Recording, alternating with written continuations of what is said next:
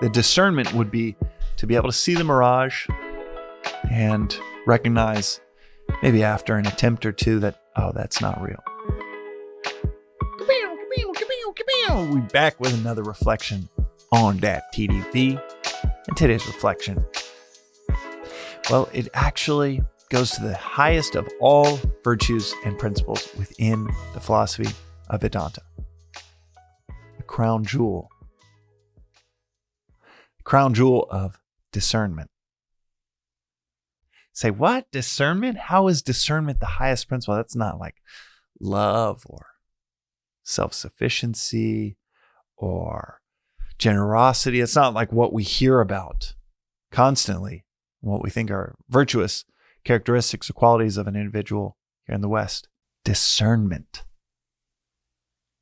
And this comes from a text from Shankara, a great Titan about 1300 years ago. And his book, Viveka is the crown jewel of Viveka, which is discernment or discrimination. What kind of discernment does this philosophy talk about and prioritize? Discernment from the real and the unreal. Why is this the highest of all principles?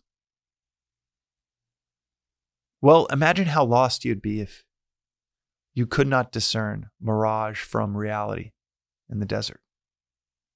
Constantly chasing a well of water that just keeps moving 100 yards at a time as you walk towards it.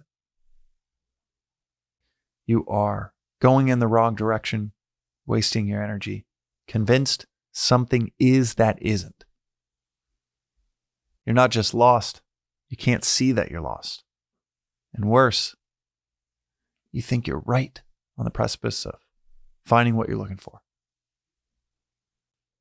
The discernment would be to be able to see the mirage and recognize maybe after an attempt or two that, oh, that's not real.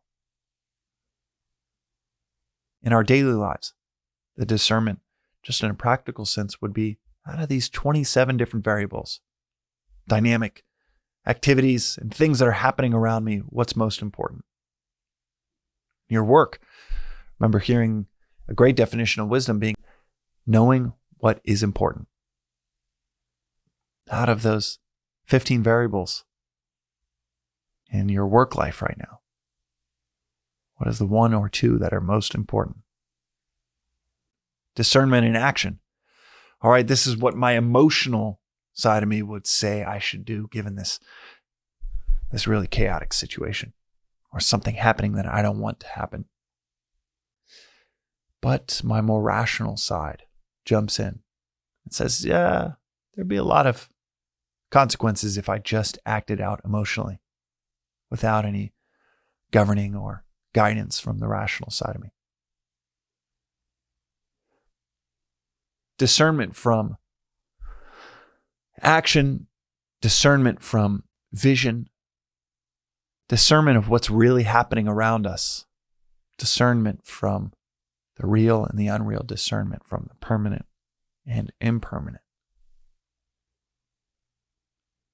This is the highest calling.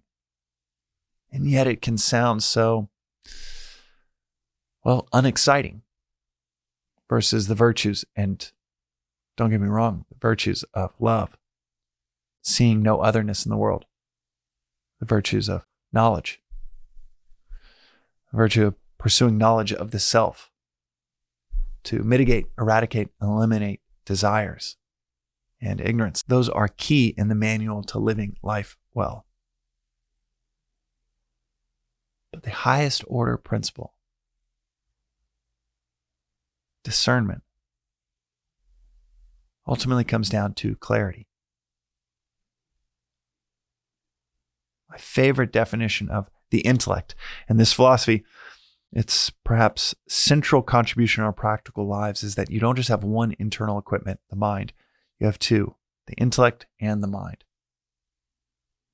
You have this external equipment, the body, to navigate the world with these three equipments: mind, the intellect, internally, and the body. Our vehicle, so to speak, to navigate the world. And between these three, the intellect That is where our capacity to discern sits. That is the discerning equipment. And what it does so beautifully when developed, it is the capacity to see the end in the beginning. When we can see the end from the beginning, that is clarity. Clarity in vision, clarity in thought, clarity in action. The best kind of clarity. It is like, I'll say this on the podcast often, it is like the ability to wipe clean, perfectly, pristinely clean the windshield of your car before you get on the highway traveling 70 miles an hour. So many of us are driving on the highway with 1 square inch of visibility of what we're doing, the repercussions of what we're doing that are going to blow back in our face, where we're going, how far, how lost, how in the wrong direction we might be going towards a destination we have in our mind, but have no clarity to realize, oh shit, I'm going in the wrong direction. Bumping into cars left and right because of that limited visibility.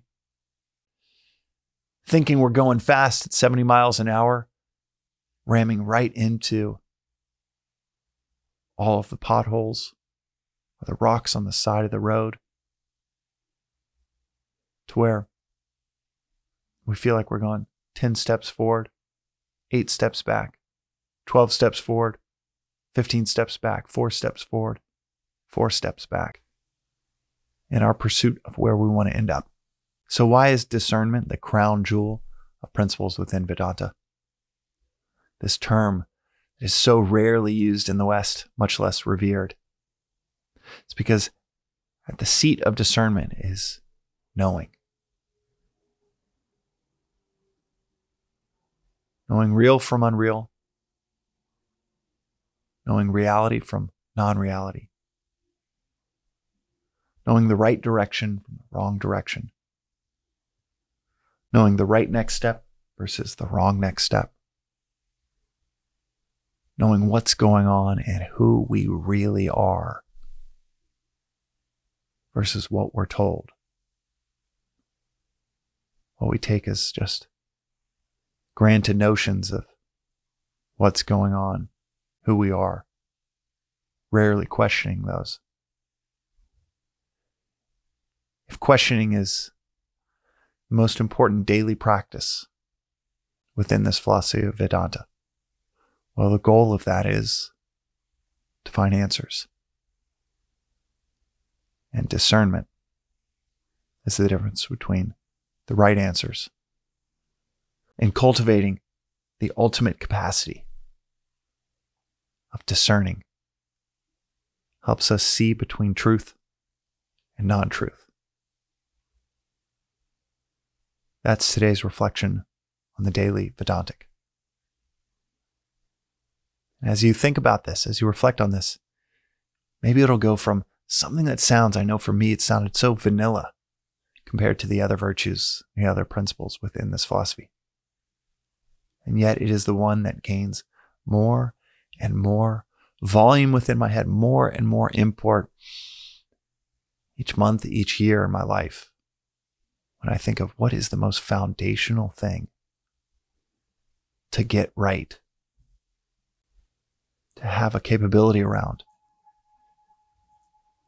that grants us the clarity for all other virtues. The one that I keep coming back to. The power to see clearly is discernment. We'll see you next time.